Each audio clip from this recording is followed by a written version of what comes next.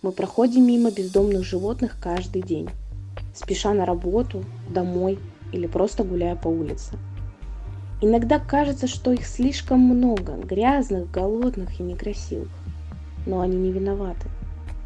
Большинство из нас при этом даже не задумывается, что именно люди виноваты в том, что животные оказались на улице, что выброшенное животное – это чье-то предательство.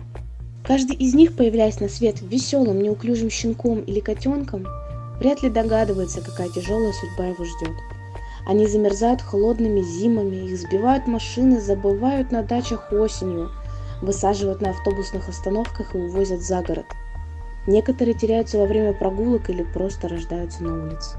Многие хозяева заводят кошечку или щенка по просьбе ребенка или просто от скуки, не осознавая все меры ответственности и не задумываясь, что содержание подросшего питомца будет довольно хлопотно. Вдоволь наигравшись с пушистым зверем и столкнувшись с проблемами, хозяева решают просто-напросто избавиться от животных. И они мечутся там в надежде, что это случайность или нелепая ошибка. Голодные, больные, несчастные животные скитаются по подворотням, страдают от холода и одиночества, питаются отходами или еще хуже сбиваются в стаи, создавая тем самым опасность для людей. А самое страшное заключается в том, что все это происходит у детей на виду. Некоторым из них действительно везет, их подбирают.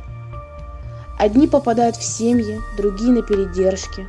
Там их моют, кормят, лечат, выгуливают, надевают ошейник, дают собственную миску, а главное, они перестают быть безликими. Им дают имя, с ними общаются, им ищут новых хозяев. И так должно быть. На нашем канале сейчас проходит благотворительный сбор средств на утепление зимних домиков наших хвостатых. Для приюта эта помощь жизненно необходима. Даже самая маленькая помощь лучше самого большого сочувствия. Не можешь приютить, но можешь согреть. Сумма к сбору составляет 12 тысяч рублей. На данный момент уже собрана половина нужной суммы. Но давайте подумаем, что в наше время 12 тысяч. Да, можно купить неплохой телефон или же несколько раз поужинать в ресторане. Но разве это сравнится со спасением живых душ?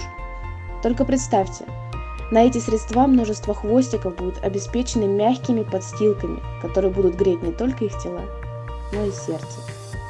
Спасибо всем, кто с нами и кто помогает. С вами были ваши северные псы.